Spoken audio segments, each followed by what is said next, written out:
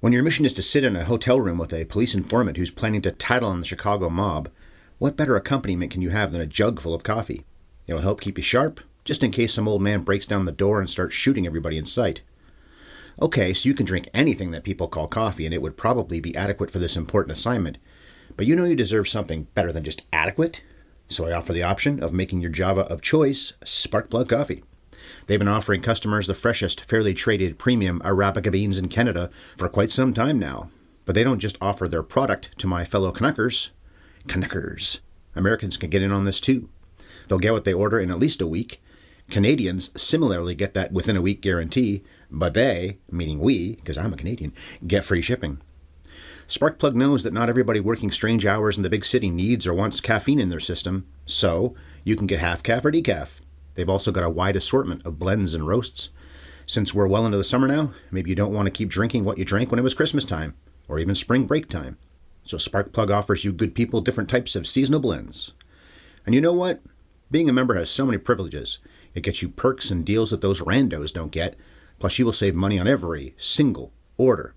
You can also customize to get what you want when you want, so this is not some oppressive coffee of the month club. Your fingers need to get ready to type this in, sparkplug.coffee/HYES. Using our HYES promo code will save you 20% off your next order.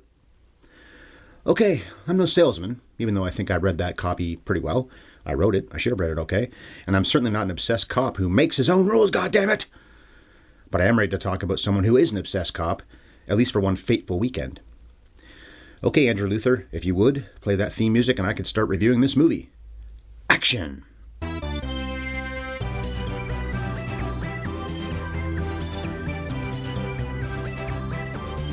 Have you ever seen Bullitt? Hey there, movie kids, and thanks for downloading, streaming, or finding on YouTube our 523rd chit-chat on this podcasting channel known as Have You Ever Seen? I said it's a chit-chat, but this particular Monday will be a solo venture. My wife Bev is taking the holiday Mondays off this summer, although we bumped her week off until now to get the Armageddon episode up in time for the 4th of July. And who is Bev's husband? Well, I'm the man who's never driven particularly fast, especially on hilly streets where people are just driving around, living their lives. Ryan Ellis. How's it going? So yeah, I'll piece my way through Peter Yates' film today, breaking down the plot from start to finish, spoiling it thoroughly, tossing in some asides, and perhaps engaging in the occasional bit of tomfoolery. So let's begin. The movie that Steven Spielberg and Bradley Cooper are planning to remake was released 55 years ago. 55! He can drive 55. By Warner Brothers, and at that point they were known as Warner Brothers 7 Arts, and that was on October 17th, 1968. It was well received by almost everybody. The Rotten Tomatoes numbers are terrific. 98% of critics and 85% of audiences have given this film a yes on that website. There are 46 reviews by critics on the site, and their average is 7.8 out of 10. The Numbers ranks it 4th at the 1968 U.S. box office. I've referenced the Numbers quite often lately when we've talked about these older movies because Box Office Mojo only goes back to about 1977. The Odd Couple was 3rd, a film we covered about 2 months ago. The Best Picture winner that year, Oliver, was 6th, and we covered that back in Oscar month, which was March, I believe. The number 2 Flickr show was 2001, A Space Odyssey, while Planet of the Apes and Rosemary's Baby apparently made the same amount of money and tied for 7th. All 5 of those titles brought about reviews that are somewhere on this channel. 2001 is way back. I think 2014 is when we reviewed that. Bullitt won an Oscar. That was for Frank Keller's editing, which was clearly because of the famous car chase, although the film as a whole has a pretty good pace, especially for a film that was made more than 50 years ago. The flick was also nominated for Best Sound, although Oliver won that award. I would have given the Best Sound trophy to 2001, but Kubrick's landmark flick wasn't even nominated for that great use of loud and quiet. 2001 is revered. Wasn't really so much at the Oscars. Won for its visual effects, the only Oscar Kubrick ever won. He got the award by himself. But wasn't it for Best Picture, wasn't it for the sound. Congress has this Steve McQueen picture in its sweaty grasp because the National Film Preservation Board inducted Bullitt in 2007. Back to the Future, Close Encounters of the Third Kind, Dances with Wolves, Grand Hotel, The Man Who Shot Liberty Valance, 12 Angry Men, and Wuthering Heights, also in that year. All 7 of those motion pictures are somewhere on this channel, some of which were reviewed by us a very long time ago, much like 2001, when we did the AFI movies. The American Film Institute tossed some love Bullitt's way. It was 36th on the top 100 thrills. The AFI also nominated it for their top 25 music scores, so kudos to Lalo Schifrin for his cool riffs. Did I say that right? Lalo Schifrin. Frank Bullitt was a candidate to be a top 50 hero, and it was one of the 400 nominees for the original AFI's Top 100 list in 1998, although it wasn't one of the 400 nominees in 2007. Yet ironically, 2007 was the year that the National Film Preservation Board thought it special enough to induct into their registry. So those are the bona fides. Now let's hit the play button on this movie and see what happens. Although, I should tell you that even though I've seen this movie before, it's probably been 25 or 30 years, so this viewing felt mostly new to me. I didn't really know what was going to happen. I knew about the car chase, but didn't remember the context for why it happened. And because some plot twists confused my feeble mind, I had to rely on Wikipedia during and after the screening to try to put together just what went on. Okay, let's begin then. We get stylized opening credits as they fly from below, from the side, and sometimes they meet in the middle. They even fly out at you from time to time. These aren't the flashy and expensive credits we saw in Superman, although these probably weren't cheap. And that was my last solo show, by the way. But they are quite cool. And that should surprise no one because Pablo Ferro did them. Ferro, F-E-R-R-O. He designed the titles for Dr. Strangelove, A Clockwork Orange, so more Kubrick there, Good Will Hunting, and L.A. Confidential, just to name 4. He's maybe not quite at Saul Bass's level, but he's on the short list for greatest title designers ever. Saul Bass is the guy who did a lot of the Hitchcock films, Psycho, Vertigo, North by Northwest. Some mob guys are coming for Johnny Ross in Chicago in the opening scene, but he manages to get away.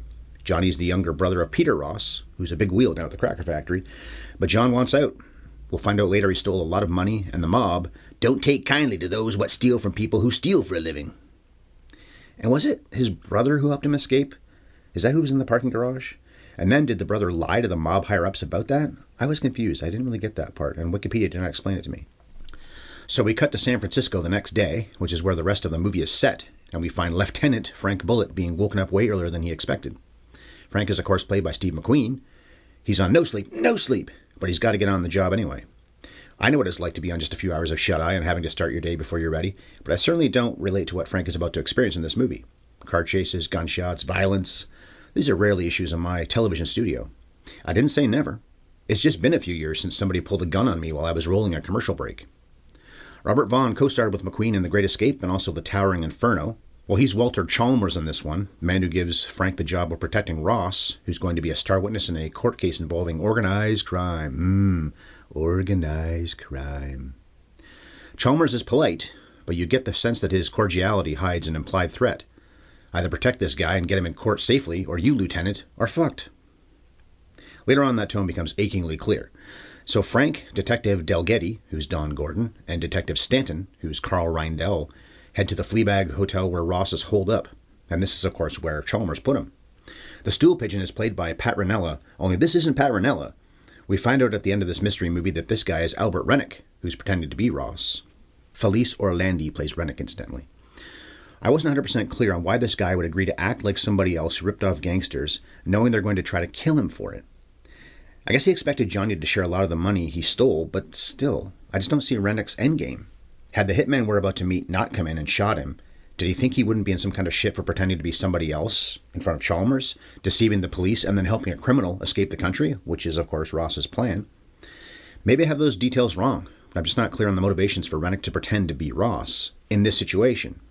To go this far, that is, to be in this hotel room and say, yeah, I'm this other guy. How is this going to work out for you? If you recognize Simon Oakland as Frank's captain, well, you should. He was Shrank in West Side Story, but he was also Dr. Explainer at the end of Psycho, who told us why Norma Bates dressed up as his mother and then killed people.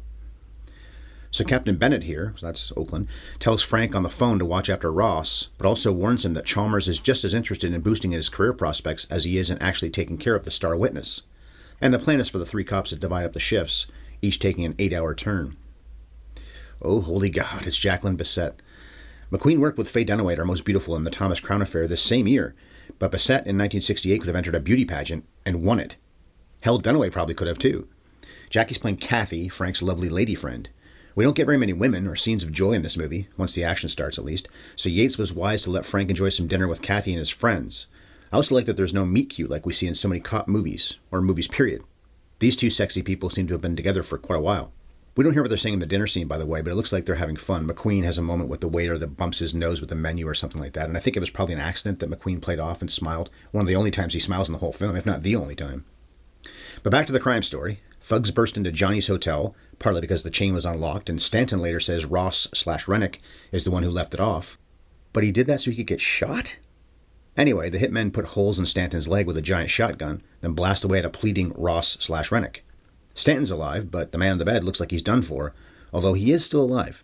He's just badly wounded. Now, the shooter was at point-blank range, and Ross/Rennick was absolutely covered in blood, but here he is, not sleeping with the fishes. I think the hitman's pretty bad at his job. Stanton is in really rough shape, too, but manages to tell Frank that the chain was off the door. I'm just thinking right now, the brother, Peter, was tasked with getting his brother back, and he had to hire the men to either get him, I think really kill him, actually, is what the higher-ups were saying on the phone at the beginning of the film. So maybe he hired an incompetent person on purpose, although the guy had a real gun. Anyway, I like how Reindell plays Stanton's pain when they get to the hospital, and also in the ambulance on the way. He's breathing heavily and shaking, not just acting like Mr. Tough Guy, the way so many cops have in so many crime movies, even the non-Arnold, non-Stallone ones. This cop is a human being who just got shot, so good job, Reindell. He played the scene very well. Yates spends more screen time than I would have expected on Stanton, including showing him being operated on. Hey look, the surgeon's black. I was just wondering a minute or so before this scene, I really was, if this would be a typical 60s movie and have maybe one or two black people in it. But here's a man of color playing a surgeon, who also tells Frank that the odds of Carl making it are 50-50. Chalmers shows up to the hospital, hoping to get a deposition out of Ross/Rennick, thinking he's Ross, of course, right there in the emergency room. Bullitt implies that Chalmers told someone where the man was, because Bullitt and his buddies certainly didn't do it. Also, the attempted killers used Walt's name to get in the hotel.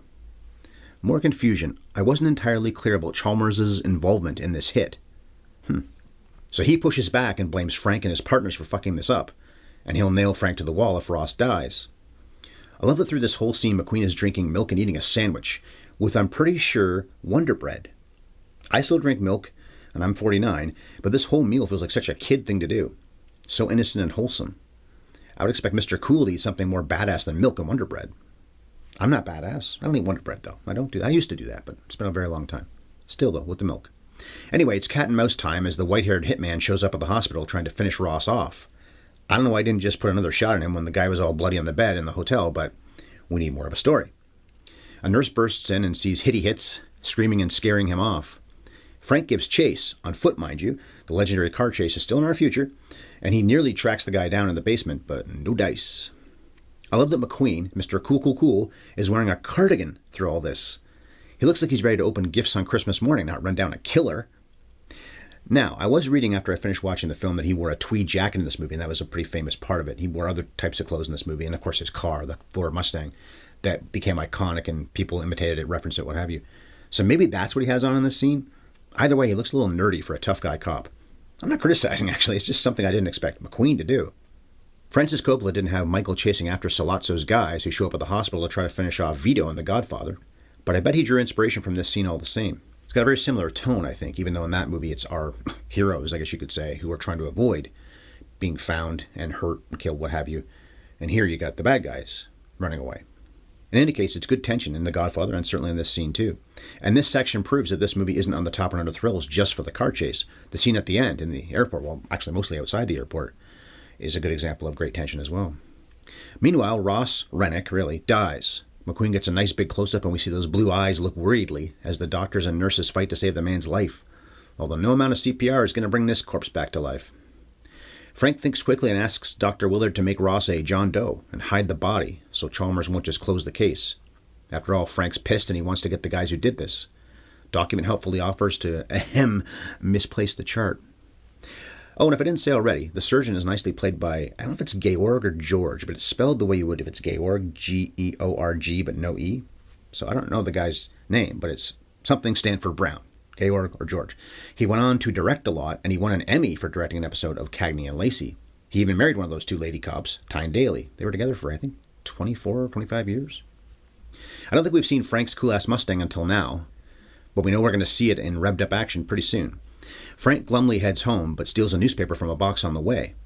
I'm not saying he should get jail time for that, but set an example, man. What did the media ever do to any of us, except put themselves, their wallets, and their egos ahead of the health and well-being of the average citizen? Wait, Frank, go back and steal all those newspapers. Chalmers hunts for Ross or Dr. Willard or anyone who knows what happened to the witness. But of course, we're in cover-up mode. A pre-Three's Company Norman Fell plays Captain Baker, who seems to have cast his lot in with Wally Walt. Frank hangs up on them when they call him to find out what happened to that body, and I just can't concentrate on the plot right now because Bissett is only wearing one of Frank's dress shirts. For that matter, McQueen was fresh out of the shower in this scene. I guess he doesn't towel himself off for showers, or at least his face, because it's sopping wet when he's on the phone. Kathy eats breakfast alone, and Frank must be devoted to his job if he's going to leave this woman when she's looking like this. The two actors do a good job of selling that they're crazy about each other, too. I would like to have seen them do another movie together, except one where they had some more screen time together. Maybe a love story? Bullitt and Delgetty investigate the crime scene and interrogate the front desk guy at the hotel. The hitmen wallop that hotel man and knocked him out, although he remembers at least some details about what they looked like. I didn't know it was him then, but Robert Duvall was the cab driver who drove Ross around when he first got to San Francisco at the beginning of the movie. Frank questions Weisberg, so that's the cab driver, Duvall, while getting him to drive him around to the stops Ross made, including the spot where the ex-mobster made a long-distance call on a payphone. Meantime, Chalmers offers to scratch Bennett's back if Bennett will order Bullitt to produce Ross, or Ross's body, but the captain stands by the decisions the lieutenant is making. If you wonder, by the way, about that lieutenant thing, it's the way the British say it, and I've heard it here in Canada too on news reports and whatnot, and it just kills me that there's an F in there, because there's no F in there. Lieutenant's already a weird enough word to begin with. And I wish when we did Forrest Gump I was saying Lieutenant Dan the whole time. So Chalmers does what he did to Frank in the hospital. Threatens. This time it's Bennett. Okay, I've seen 6 or 8 movies in my time. Chalmers has got to be dirty. Not just ambitious, but involved with the mobsters who killed Ross or something. This also was not made clear to me even at the end of the movie. Frank pays Weisberg for driving him around and gets back in his cool-ass Mustang, so no more Duvall in this film. I think a chase is coming. Lalo Schifrin's music certainly implies something is about to go down. The hitmen are following Frank, but lose him for a few minutes, and Bullitt ends up behind them. It's a different way to handle something like this, where we spend a lot of time with the bad guys in their car, while Frank comes up from behind like the shark in Jaws 2, which makes him seem like a villain. You don't see people buckle their seatbelts in action movies very often, but the hitmen do. Then they floor it. And this is why you set this movie in San Francisco. All those hills make for awesome visuals when cars are driving this fast, but it also means the cars can get some airtime. Yeehaw! The production must have bought a lot of these cars because the suspension wouldn't last long after all the jumps they make as they crest those hills. It was true even when he was driving normal speeds, but now that the engine is revving up this high, we're reminded of just how loud a Mustang is. Man, I think I would have a permanent headache if I was behind the wheel of one of these things. I'm such a granddad. Bud Ekins did a lot of the stunt driving, by the way.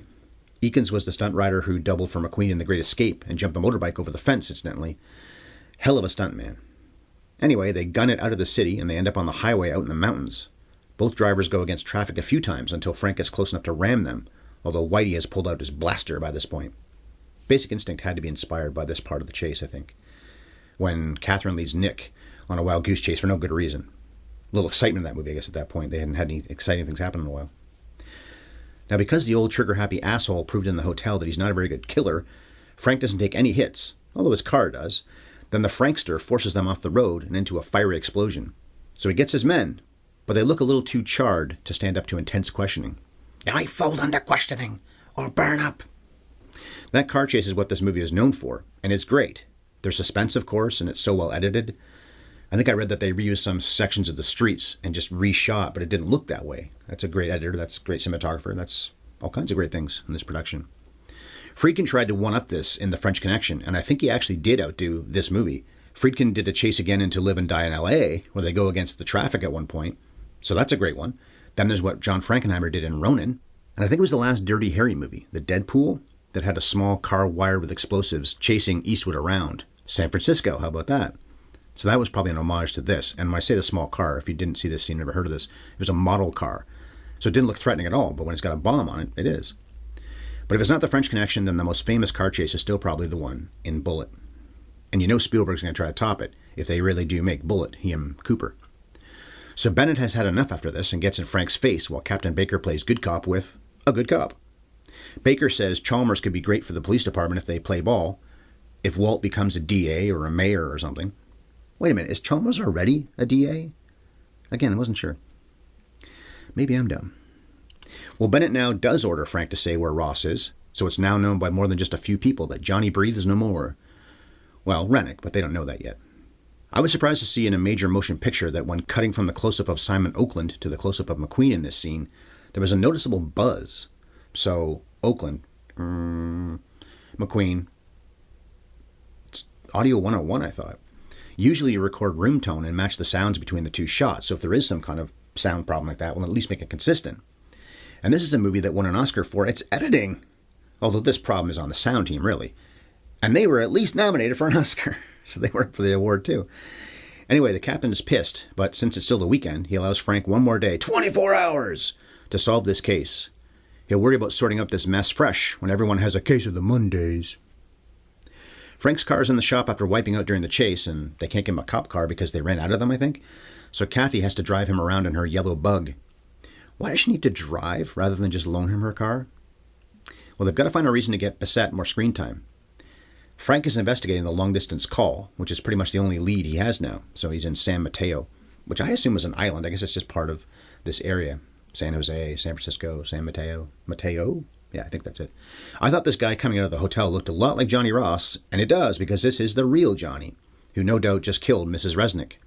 Kathy sees him, although she has no idea who he is, and he doesn't know she's sleeping with the man who's going to end up pursuing him, so the jig isn't up just yet. The woman Frank was going to San Mateo to chat with, we're going to find out she's Rennick's wife, has been strangled to death. The actress laying on the floor does a good job of looking nice and dead, angling her body weirdly too. She's been garroted or something, choked. I know Suzanne Somers from Three's Company is in this movie, but I wasn't sure who she played. Is this her? I deleted the movie right away off of TCM. I should have kept it and checked some of these things, and I could have answered them for you if you're wondering the same things. Anyway, for some reason, Kathy's allowed to walk in and see this brutality, which upsets her so much that she's mad at Frank for, I guess, dealing with so many bad people and such ugliness. He's a cop, lady. Did you think he pushed pencils around on a desk all day? Of course, what really bothers her is that he's closed off to all he does and sees, not seeming to react to such shocking and disturbing actions that have been taken by shitty people. He's also Steve McQueen. Doesn't really react big to almost anything in any movie. I didn't like this scene, gotta tell you. It's nice to give Bissett something to do, but it was clumsy writing that they even let her see the dead body in the first place. Then to make her another in a very long line of women dating or married to movie cops who can't handle the things their man has to do for a living. Not good. Could have been better. Of course, this movie came out 55 years ago, so maybe it wasn't quite a cliche at that point. The cops crack open the dead woman's pink luggage and find a brochure for Rome, not to mention a whole pile of traveler's checks made out to Albert and Dorothy Rennick. There are no plane tickets or passports in the luggage, though.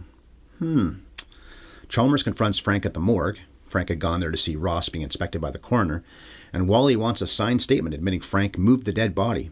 I wonder what Bullitt would get as far as a punishment. Fraud, at least, I think, right? Interfering with an investigation, even though it's Frank's investigation. The guys deduced that the real Ross set up Rennick after Johnny stole a bunch of mob money.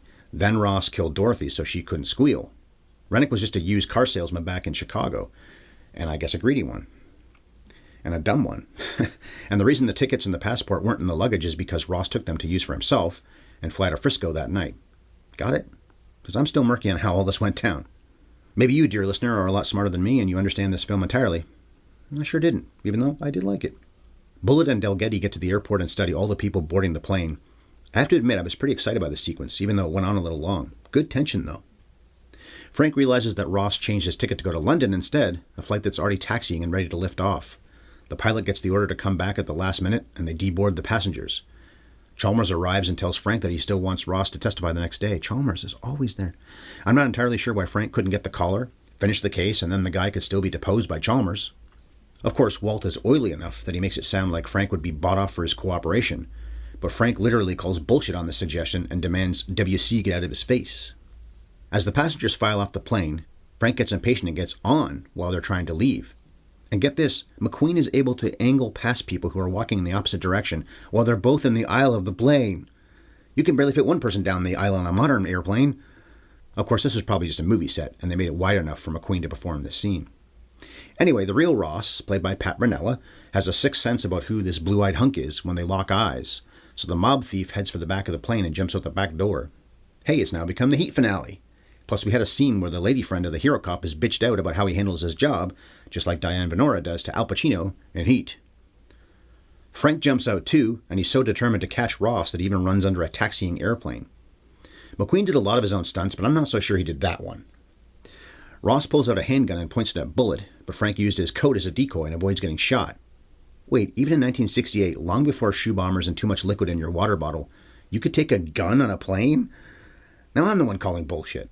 Did they not have metal detectors in 1968? In chasing Ross, Frank ends up having to duck another plane and even lays down flat to avoid being run over by it. McQueen supposedly did this plane-avoiding stunt, which seems nuts to me. Does he think he's Tom Cruise? Although McQueen is the guy that did a lot of his own stunts in his big movies. Maybe that's just a tall tale, and Bud Ekins is the one who risked his life on the runway. Anyway, the ex-mobster heads back to the airport and tries to use that large crowd as cover. Ross outs himself when he shoots a security guard who's blocking the exit, so Frank puts a few shots in him. I guess London will have to remain a pipe dream. I like that you see that people are visibly affected by witnessing this killing. They should be traumatized and their ears should be ringing. Oh, by the way, that was a touch I liked during the hotel shooting at the beginning, that Whitey wore earplugs because firing off a shotgun in a small room is going to deafen anyone who lives through it. This whole ending felt pretty authentic from the way the crowd reacts to what they've seen and heard, not to mention the awful sight of a bloody dead body lying in front of the exit. And the way it's staged reminds me a lot of the ending of The Exorcist when Damien, his dead body in the street, that whole thing. Of course, that came later, so it would have been referencing Bullitt. And that was Friedkin as well. And that at last brings me to my movie in a nutshell. So, Bullitt in a nutshell. Midwestern criminal ruins handsome cop's weekend, then goes on to ruin it for many fellow travelers. Selfish dead fuck. So Frank goes home and the camera makes note of Kathy's bug being parked right in front of a fire hydrant. I guess they won't tow a cop's girlfriend's car? Still, dick move, Kath. Are they married? I don't think they're married. Kathy's asleep in bed, and in a rare moment of somber reflection in a movie like this, Frank just looks at his face in the bathroom mirror. He's Steve McQueen, so there's no mugging for the camera, but I read that he isn't too pleased with what he sees here. He did just shoot and kill somebody, justified though it was, and since the last shot is of his gun in its holster, maybe Yates is suggesting that this was Frank's last case. Maybe he'll listen to his lover and leave this life. If you really are done with the sewer-bound job, Franco, maybe try driving a streetcar. You do live in San Francisco. It seems like they'll always have need for more streetcar operators. So the cast. Steve McQueen made his name in The Magnificent Seven and then got a lot more famous for his work in The Great Escape. We've covered The Escape a long time ago, although we haven't tackled The Seven just yet. If Chris and I had kept reviewing our sports pictures on Scoring at the Movies, and if we could have found the film, because I never could, we surely would have gotten to The Cincinnati Kid, card movie with McQueen in the lead role. I mentioned that he made The Thomas Crown Affair the same year as Bullitt, but his days as a movie star only had about a decade left. His star wasn't waning in the 70s, I wouldn't say that, but he made fewer and fewer films as the decade wore on. And then he died of a heart attack not long after he turned 50 in 1980. He was in big hits in the early 70s, though. Papillon, the Peckinpah version of The Getaway, and The Towering Inferno. I prefer Paul Newman as an actor generally, but I think McQueen is better than Newman in that disaster flick, The Towering Inferno. I read that McQueen was inspired by Dave Toschi, the San Francisco cop who worked on the Zodiac case, so the real guy. Bev and I talked about when we reviewed Dirty Harry 2 years ago that Toschi was the inspiration for Harry Callahan. The movie Dirty Harry, and the guy, had a sense of authenticity, but the movie really did, filming a lot of sequences in the streets of San Francisco. This movie feels authentic that way too. They didn't spend much time in studios. They were in actual locations most of the time. Jacqueline Bissett was in the blockbuster Airport a few years later, so not Airplane, the comedy, but the drama Airport in 1970. Then was in Day for Night for Truffaut, a movie I like a lot, was part of the ensemble in Murder on the Orient Express, and was hotter than 7 volcanoes in The Deep, which incidentally, Yates directed. She'll be 80 next year, but she's still working in several projects a year, although not that many of them are as high profile as Bullitt or those other titles I just mentioned. Jackie made the mistake of aging. According to the IMDb, Robert Vaughn had 230 credits and he worked for over 60 years. He worked with McQueen before this on the Mag 7 and then after it on The Towering Inferno, so I'm guessing they were friends, or at least friendly. He was also in Basketball, which is a movie you will find in the archives of my sports movie podcast that is no more, Scoring at the Movies. Don Gordon, so that's Del Getty, worked in TV a lot, but he was also in The Towering Inferno with McQueen and Vaughn and was Cop Number 2 in Lethal Weapon. I've seen that movie many times, but I'm not sure who Cop Number 2 is. Norman Fell played Mr. Roper on Three's Company, of course. Come on, knock on our door. But he also had a small role in The Graduate, which came up on this channel many years ago. He was even in the original Ocean's 11. The man worked in TV and film for nearly 40 years. Bobby Duvall has been spoken of by yours truly, 1,000 times by now. He was in 6 AFI movies, To Kill a Mockingbird, MASH, The Godfather Part 2, Network, and Apocalypse Now. Chris and I reviewed The Natural, Days of Thunder, and Hustle on Scoring at the Movies also. The Duvall breath thing, which we pointed out on Days of Thunder. And he's good in that movie, by the way. Great actor, although obviously he still had to settle for bit parts at this point in his career. The director of all these actors was Peter Yates, who was behind the bullhorn for a movie that Chris and I covered on Scoring the Movies a while back, Breaking Away. He also directed Nolte, Shaw, and Bissett in The Deep, a movie I don't remember all that well, but a book I read quite a few times and liked quite a lot.